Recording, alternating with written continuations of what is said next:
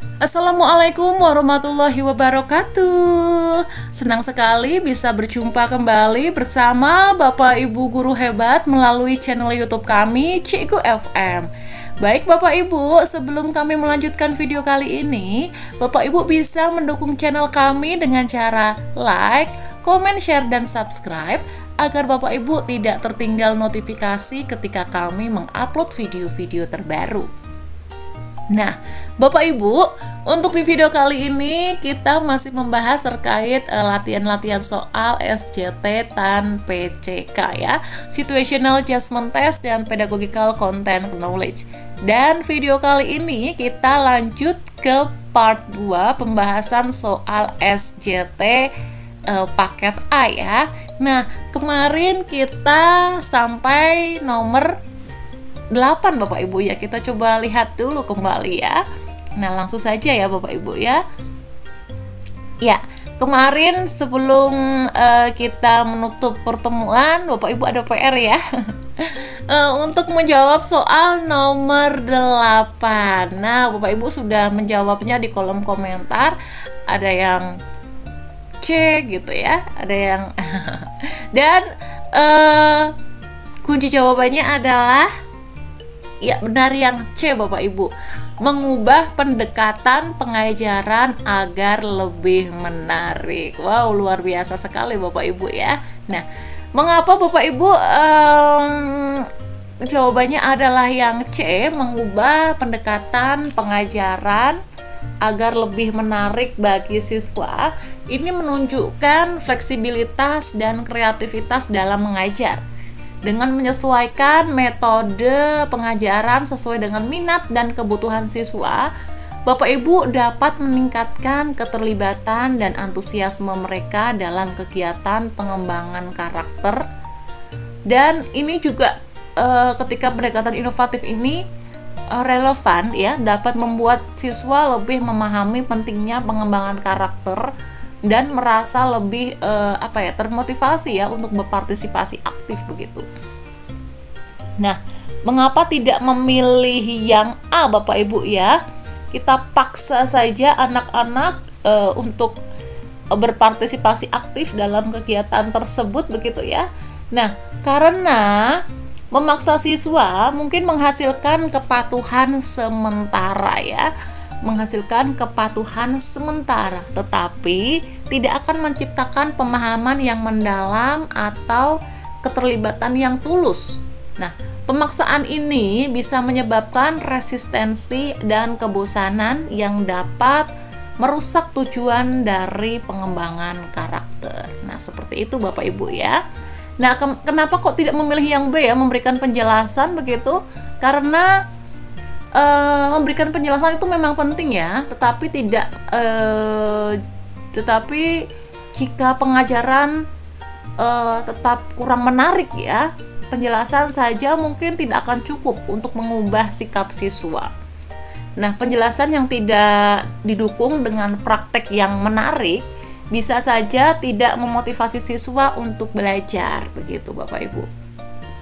Nah, mengapa tidak yang D ya, mengabaikan siswa, abaikan saja siswa yang tidak antusias dan fokus saja pada siswa yang lebih bersemangat. Karena mengabaikan siswa yang tidak antusias akan membuat mereka itu merasa ditinggalkan Bapak Ibu ya, dan tidak dihargai. Nah, pendekatan ini juga dapat memperkuat sikap apatis mereka dan tidak membantu dalam pengembangan karakter yang seharusnya menyentuh semua siswa. Nah, seperti itu Bapak Ibu ya terkait jawaban dari pertanyaan ke-8. Nah, kita lanjut Bapak Ibu untuk pertanyaan ke-9 ya. Nah, seorang siswa dengan berkebutuhan khusus baru saja pindah di kelas Anda. Bagaimana Anda akan memastikan bahwa ia dapat berpartisipasi dalam semua kegiatan pembelajaran? A. memberikan perhatian ekstra kepada siswa tersebut selama pembelajaran. B. Mengadaptasi materi dan metode pembelajaran sesuai dengan kebutuhannya. C. Meminta bantuan dari guru pendamping khusus. D. Mengajak siswa tersebut untuk belajar secara mandiri agar tidak merasa terbebani. Kira-kira yang mana Bapak Ibu?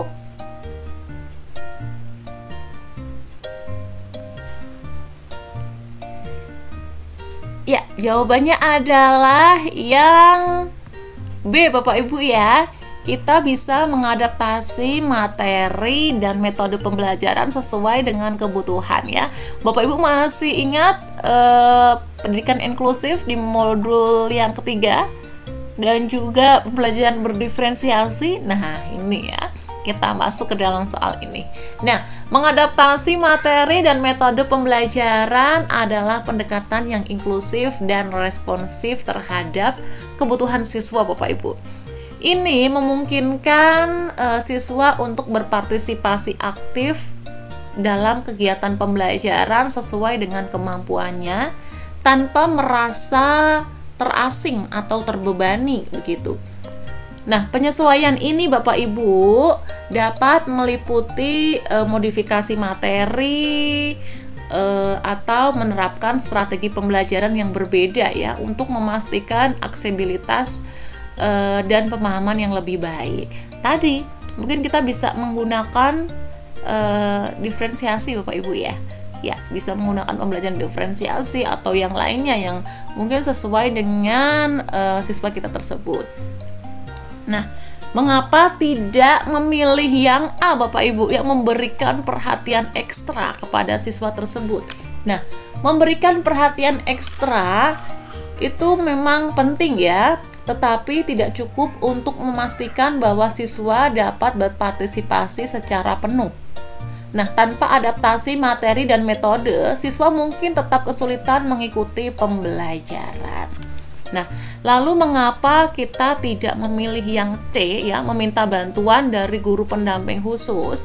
Karena meminta bantuan dari guru pendamping khusus itu adalah langkah yang bermanfaat. Tetapi ini seharusnya menjadi bagian dari strategi yang lebih luas dalam mengadaptasi materi dan metode secara langsung ya. Adalah itu tanggung jawab kita sebagai seorang guru kelas untuk memastikan pendidikan inklusif. Kembali ke modul yang ketiga ya Bapak Ibu ya, yang sudah kita pelajari itu. Nah, mengapa tidak yang D, mengajak siswa tersebut itu belajar secara mandiri ya? Karena mengajak siswa untuk belajar secara mandiri itu bisa membuat mereka merasa terasing Bapak Ibu ya, dan kurang terlibat dalam kegiatan kelas.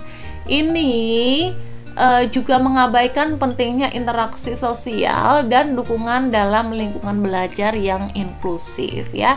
Kita sudah belajar modul ketiga, jadi kita harusnya tahu ya jawaban yang ini itu yang efektif adalah yang B Bapak Ibu. Lanjut Bapak Ibu untuk pertanyaan yang ke-10 ya, soal yang ke-10. Saat Anda memberikan tugas kelompok, salah satu siswa merasa tersisih oleh anggota kelompok lainnya. Apa yang sebaiknya Anda lakukan? A. Mengizinkan siswa tersebut untuk bekerja sendiri daripada dengan kelompoknya. B. Memindahkan siswa tersebut ke kelompok lain yang lebih ramah. C. Mendorong seluruh kelompok untuk berdiskusi secara terbuka mengenai masalah tersebut. D. Memberikan tugas individu kepada siswa tersebut agar ia tidak merasa tersisih. Kira-kira yang mana Bapak Ibu? Ya, jawabannya adalah yang C. Mendorong seluruh kelompok untuk berdiskusi secara terbuka mengenai masalah tersebut. Nah, mendorong seluruh kelompok untuk berdiskusi secara terbuka ini memungkinkan siswa untuk menyelesaikan masalah secara kolektif dan meningkatkan keterampilan komunikasi dan kolaborasi. Nah, diskusi terbuka dapat membantu siswa yang merasa tersisih untuk menyuarakan perasaannya dan memberikan kesempatan bagi anggota kelompok lainnya untuk memahami perspektifnya. Ini juga mendorong rasa tanggung jawab bersama dalam kelompok ya, dan membantu menciptakan lingkungan yang inklusif dan mendukung. Nah, mengapa kok kita tidak memilih yang A, Bapak Ibu ya? Mengizinkan siswa tersebut belajar sendiri ya, daripada dengan kelompoknya. Nah, kalau siswa itu memisahkan diri begitu ya, itu akan merasa tersisih ya, dan dapat memperkuat rasa keterasingan dan mungkin membuat siswa merasa lebih terpinggirkan. Nah, ini juga menghindari penyelesaian masalah dalam konteks kelompok yang lebih besar, Bapak Ibu, dan mengurangi kesempatan untuk meningkatkan keterampilan sosial siswa begitu. Jadi jangan memilih yang A, Bapak Ibu ya. Kemudian yang B, memindahkan siswa ke kelompok lain itu mungkin dapat menjadi solusi ya, namun hanya sementara. Tetapi tidak mengatasi akar masalah dari dinamika kelompok yang ada. Ini juga tidak memberikan kesempatan bagi siswa untuk berlatih mengatasi konflik atau beradaptasi dalam kelompok yang beragam. Begitu Bapak Ibu. Kemudian, mengapa kita tidak memilih yang D ya? Memberikan tugas individu ya. Nah, memberikan tugas individu ini mungkin menyelesaikan masalah secara singkat Bapak Ibu, tetapi tidak mengatasi dinamika kelompok atau membantu siswa belajar bagaimana berkolaborasi dengan orang lain. Ini juga bisa memperkuat rasa keterasingan daripada memperbaikinya. Jadi pilihan yang efektif ya memang yang C ya, mendorong seluruh kelompok untuk berdiskusi secara terbuka mengenai masalah tersebut. Nah, lanjut Bapak Ibu untuk pertanyaan yang ke-11 ya. Anda mendapati bahwa beberapa siswa sangat kesulitan dalam mengikuti pelajaran matematika. Apa yang sebaiknya Anda lakukan? A. Memberikan tugas tambahan agar siswa dapat berlatih lebih banyak. B. Mengadakan sesi remedial di luar jam pelajaran untuk siswa yang kesulitan. C. Mengurangi tingkat kesulitan materi agar siswa lebih mudah memahaminya. D. Mengabaikan masalah tersebut dan melanjutkan pelajaran seperti biasa. Nah, kira-kira yang mana Bapak Ibu? Ya, jawabannya adalah yang B ya, mengadakan sesi remedial di luar jam pelajaran untuk siswa yang kesulitan. Nah, mengapa kita memilih yang B Bapak Ibu ya, mengadakan sesi remedial ya? Karena ini memungkinkan siswa yang kesulitan untuk mendapatkan bantuan tambahan dan kesempatan untuk memahami materi dengan lebih baik tanpa tekanan waktu yang sama seperti dalam jam pelajaran reguler. Ini juga memberikan mereka itu dukungan yang diperlukan ya untuk memperbaiki pemahaman mereka, memperkuat keterampilan juga, dan membangun kepercayaan diri dalam pelajaran matematika. Nah, mengapa kita tidak memilih yang A Bapak Ibu, yang memberikan tugas tambahan ya, agar mereka itu dapat berlatih lebih banyak begitu?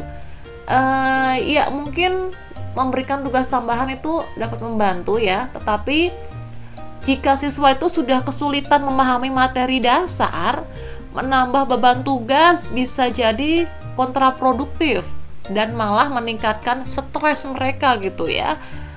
Mereka sudah tidak memahami, tapi ditambah tugas lagi begitu ya.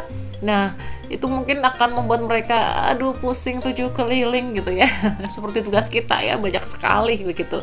Nah, remedial ya, kita memilih yang B remedial itu memberikan bantuan yang lebih terfokus dan spesifik. Jadi yang A tidaklah Bapak Ibu ya.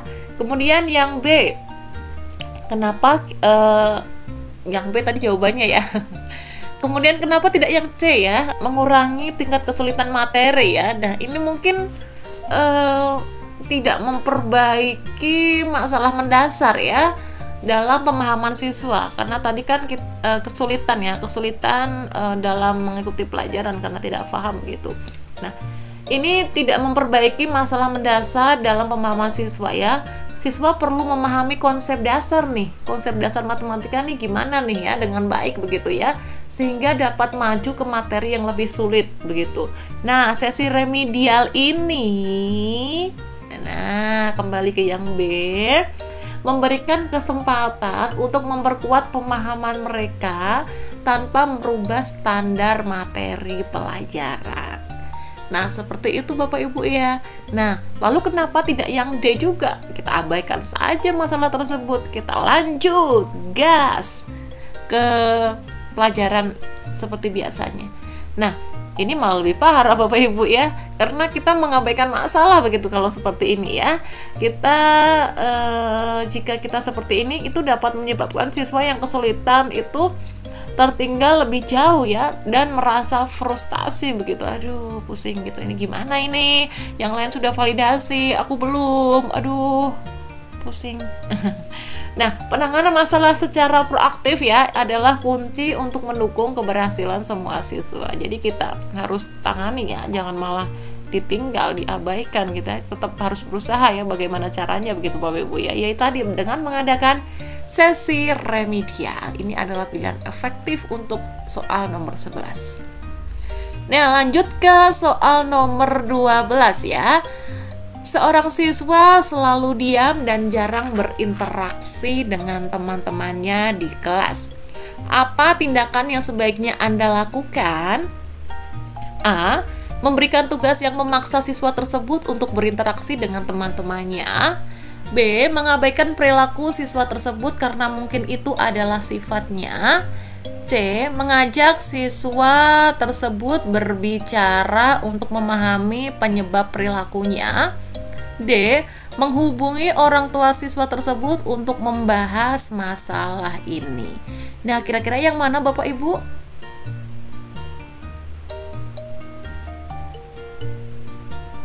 Ya, jawabannya adalah yang C ya.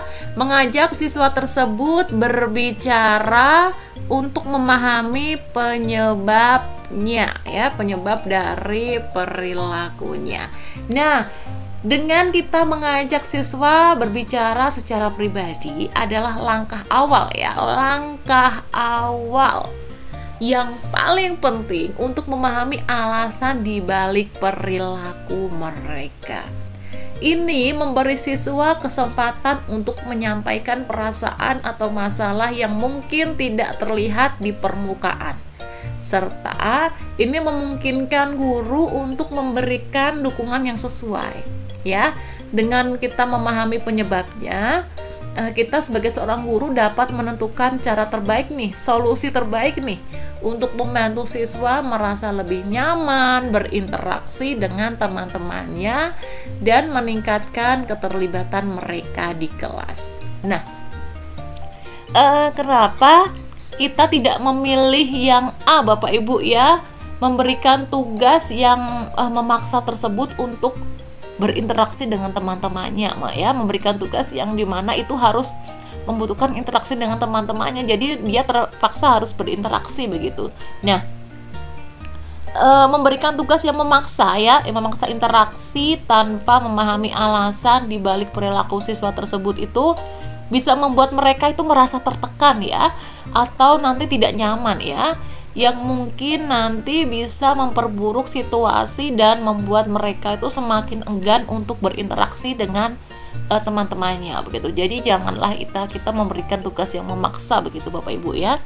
Nah, yang B, kenapa kita tidak memilih yang B? Nah, mengabaikan perilaku siswa tersebut ya.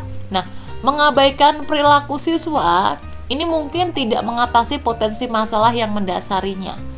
Siswa mungkin di sini memerlukan dukungan atau intervensi untuk membantu mereka merasa lebih terlibat ya dan nyaman di kelas begitu. Nah, kenapa tidak yang D, menghubungi orang tua? Nah, ini mungkin bisa menjadi langkah yang baik ya jika tindakan awal di kelas itu tidak membantu. Tetapi sebaiknya dilakukan setelah upaya awal dengan siswa sendiri ya. Harus kita jangan melibatkan orang tua dulu ya. Kita perbaiki dari sisi siswa sendiri secara pribadi dulu. Nah, ini memastikan bahwa guru itu telah mencoba untuk memahami dan mendukung siswa secara langsung ya, sebelum melibatkan orang tua. Jadi kita selesaikan dulu lah, karena ini kan tugas kita ya. Nanti kalau tidak bisa, baru kita bisa berkolaborasi melibatkan orang tua. Seperti itu Bapak Ibu ya.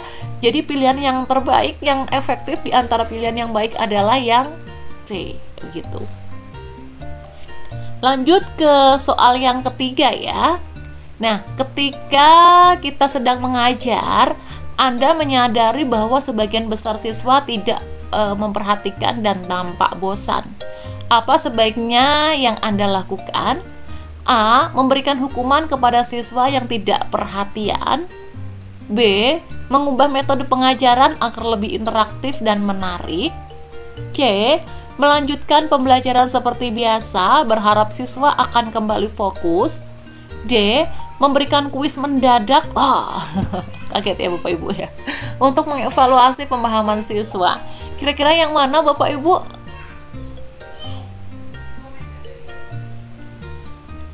Ya, jawabannya adalah yang B ya, mengubah metode pengajaran agar lebih interaktif dan menarik. Nah, Bapak Ibu, dengan mengubah metode pengajaran untuk menjadi lebih interaktif dan menarik adalah langkah yang efektif untuk mengatasi ketidakperhatian dan kebosanan siswa ya.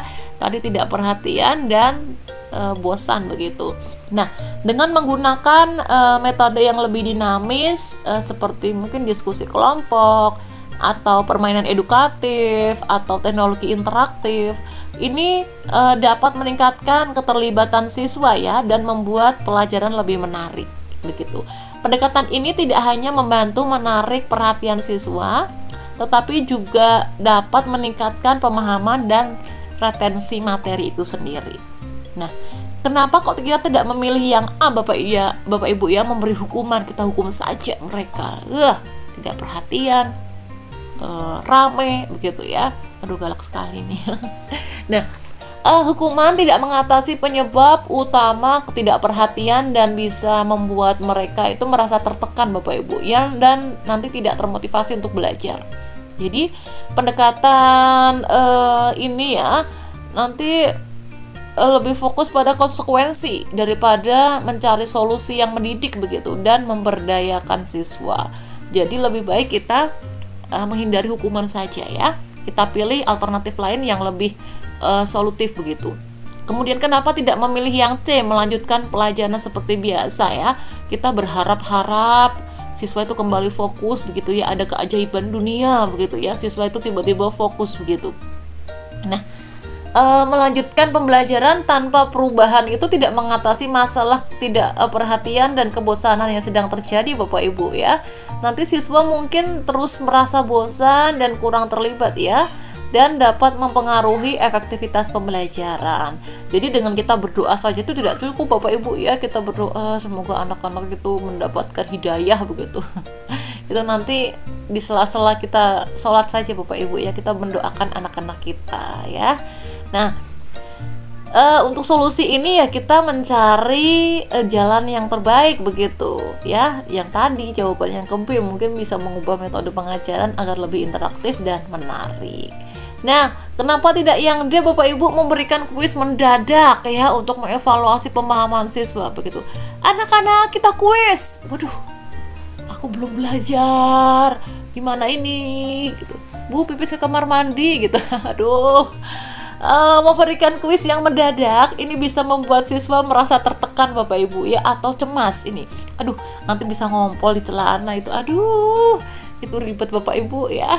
Dan nanti tidak selalu menyelesaikan masalah ketidakperhatian yang mendasar ini, karena fokusnya tadi kan tidak perhatian ya, tidak perhatian gitu dan bosan gitu. Jadi ini juga tidak langsung bisa mengatasi masalah keterlibatan dan motivasi siswa dalam pembelajaran Bapak Ibu ya. Kita berikan kuis mendadak nanti malah siswa harap-harap cemas gitu. Aduh, gimana ini? aku belum belajar, aku nggak tahu. Aduh, nanti malah anak-anak itu jadi malas ketika belajar gitu ya, begitu. Jadi mungkin ini adalah pilihan terbaik yang B ya, mengubah metode pengajaran agar lebih interaktif dan menarik. Jadi nanti anak-anak bisa lebih tertarik untuk belajar, tidak bosan, karena ini nanti butuh seluruh gerakan badan, seluruh aktivitas tubuh gitu ya. Jadi nanti akan lebih interaktif. Nah, seperti itu Bapak Ibu ya untuk penjelasan soal ke-13. Nah, lanjut ke soal 14. Anda sedang mengajar di kelas yang memiliki banyak siswa dengan kemampuan yang beragam. Apa strategi terbaik yang dapat Anda gunakan untuk memastikan semua siswa terlibat dan belajar dengan efektif? Nah, A. Mengajar dengan cara yang sesuai dengan kemampuan siswa yang paling lemah. B. Menyediakan materi tambahan untuk siswa yang lebih cepat memahami materi. C. Membagi siswa berdasarkan kemampuan dan memberikan materi yang berbeda sesuai dengan tingkat kemampuan mereka. Atau D. Mengabaikan perbedaan kemampuan dan mengajar semua siswa dengan cara yang sama. Kira-kira yang mana Bapak Ibu? Ya, pilihannya adalah yang C ya, membagi siswa berdasarkan kemampuan dan memberikan materi sesuai dengan tingkat kemampuan mereka. Jadi ini menggunakan strategi apa Bapak Ibu sesuai dengan modul yang kita pelajari? Ya, pembelajaran berdiferensiasi. Nah, ini sesuai dengan modul yang kita pelajari di PMM ya, dengan bisa menggunakan strategi pembelajaran diferensiasi. Itu kita membagi siswa ke kelompok berdasarkan kemampuannya dan memberikan materi yang berbeda sesuai dengan tingkat kemampuan mereka. Nah, ini Bapak Ibu ya. Jadi membagi siswa berdasarkan kemampuan dan memberikan materi yang berbeda sesuai dengan tingkat kemampuan mereka, itu merupakan pendekatan yang paling efektif untuk mengelola keberagaman kemampuan di kelas ya. Strategi ini ya, pembelajaran diferensiasi ini memungkinkan guru untuk menyesuaikan pembelajaran dengan kebutuhan spesifik dari masing-masing kelompok siswa, sehingga setiap kelompok itu nanti dapat belajar sesuai dengan tingkat kemampuannya dan mendapatkan dukungan yang diperlukan untuk berkembang ya, karena nanti akan difasilitasi sesuai dengan kemampuan mereka begitu. Nah, ini juga memfasilitasi pembelajaran yang lebih efektif Bapak Ibu dan mencegah siswa merasa tertekan atau bosan. Nah, mengapa kita tidak memilih yang A Bapak Ibu ya, mengajar dengan cara yang sesuai dengan kemampuan siswa yang paling lemah? Kita pilih standar yang di bawah begitu ya, yang paling lemah gitu cara mengajarnya. Nah, mengajar dengan hanya berfokus pada siswa yang paling lemah ini bisa membuat siswa yang lebih itu merasa kurang tertantang ya, dan tidak terlibat. Nanti anak-anak tersebut jadi malas itu, aduh aku udah pernah ini, itu gampang banget. Jadi mereka tuh nanti merasa bosan malahan begitu. Nah, ini tidak bermanfaat sepenuhnya ya untuk potensi siswa dengan kemampuan yang lebih tinggi. Nanti potensi anak-anaknya malah tidak kita manfaatkan lebih baik begitu ya, dan dapat menghambat perkembangan semua siswa seperti itu. Nah, kenapa kita tidak milih yang B Bapak Ibu ya, menyediakan materi tambahan begitu. Nah, meskipun memberikan materi tambahan ini adalah langkah yang baik untuk siswa yang cepat memahami materi, ini tidak sepenuhnya mengatasi kebutuhan siswa yang lebih lambat dalam memahami materi. Jadi kasihan yang anak-anak yang lambat begitu Bapak Ibu. Nah, strategi ini tuh harusnya digabungkan dengan pendekatan yang lain juga ya, yang memperhatikan siswa dengan kemampuan yang lebih rendah. Dan inilah yang paling efektif, yang C ya, berdiferensiasi. Atau kita tidak memilih yang D gitu, kita abaikan saja dan lanjut kita ajar anak dengan cara yang sama begitu ya. Nah, mengabaikan perbedaan Bapak Ibu ya, membedakan perbedaan kemampuan di kelas itu malah dapat mengakibatkan siswa yang memiliki kemampuan berbeda merasa tidak diperhatikan atau tidak mendapatkan bantuan yang mereka butuhkan begitu. Nah, pendekatan ini tuh nanti beresiko membuat beberapa siswa tidak terlibat atau tidak mencapai potensi mereka. Jadi yang berkembang ya hanya siswa-siswa itu saja begitu. Yang lain ya nanti malah merasa lebih tertinggal gitu. Jadi kasihan Bapak Ibu ya. Lebih baik yang paling efektif yang memang yang dia ini ya, membagi kemampuan siswa sesuai dengan tingkat kemampuan mereka begitu. Nah, lanjut Bapak Ibu ke soal pertanyaan yang ke-15 ya, yang terakhir ini di paket soal SJT, ini paket A, nanti akan ada paket B, paket C begitu selanjutnya ya. Jadi tetap ada Bapak Ibu standby di channel YouTube kami ya. Jangan lupa notifikasi Bapak Ibu, subscribe ya. Nah, untuk soal nomor 15, seorang rekan guru meminta saran Anda mengenai cara meningkatkan partisipasi siswa dalam pembelajaran daring. Apa yang sebaiknya Anda sarankan? Nah, kira-kira yang mana Bapak Ibu? Jawaban dari pertanyaan nomor 15. Nah, seorang rekan guru meminta saran Anda mengenai cara meningkatkan partisipasi siswa dalam pembelajaran daring. Nah, saran Anda itu yang mana ya? Yang A, mengurangi durasi kelas daring agar siswa tidak bosan, atau B, menggunakan lebih banyak alat bantu visual dan interaktif selama pembelajaran, C, memberikan lebih banyak tugas untuk memastikan siswa tetap terlibat, atau D, menetapkan aturan yang ketat agar siswa selalu aktif selama pembelajaran. Kira-kira yang mana Bapak Ibu? Silahkan tulis di kolom komentar video ini ya. Nanti akan kita bahas di video selanjutnya untuk jawaban soal nomor 15. Nah, Bapak Ibu silahkan tulis di kolom komentar jawabannya. Silakan ya. Nah, baik Bapak Ibu, itulah ke-15 soal ya untuk paket A soal SJT. Nah, di video selanjutnya kita akan membahas soal PCK ya, masih di paket soal yang A. Namun soalnya sudah berganti ke PCK ya. Nah, untuk file ini ya akan kami sematkan di link deskripsi. Jadi nanti Bapak Ibu bisa mendownloadnya ya dari link deskripsi video ini. Nanti silakan dicari, di download saja ya. Bisa dilihat di link deskripsi video ini. Nah, di bagian part akhir ada kunci jawabannya juga Bapak Ibu. Nah, jangan khawatir, nanti bisa Bapak Ibu print, bisa dipelajari lagi lebih lanjut begitu ya, tipe-tipe soalnya. Nanti jika Bapak Ibu memerlukan penjelasan mengapa memilih yang B, memilih yang memilih yang B, yang C, D, A gitu ya, Bapak Ibu bisa melihat kembali channel YouTube kami ya, karena kami juga memberikan alasan-alasan memilih jawaban tersebut.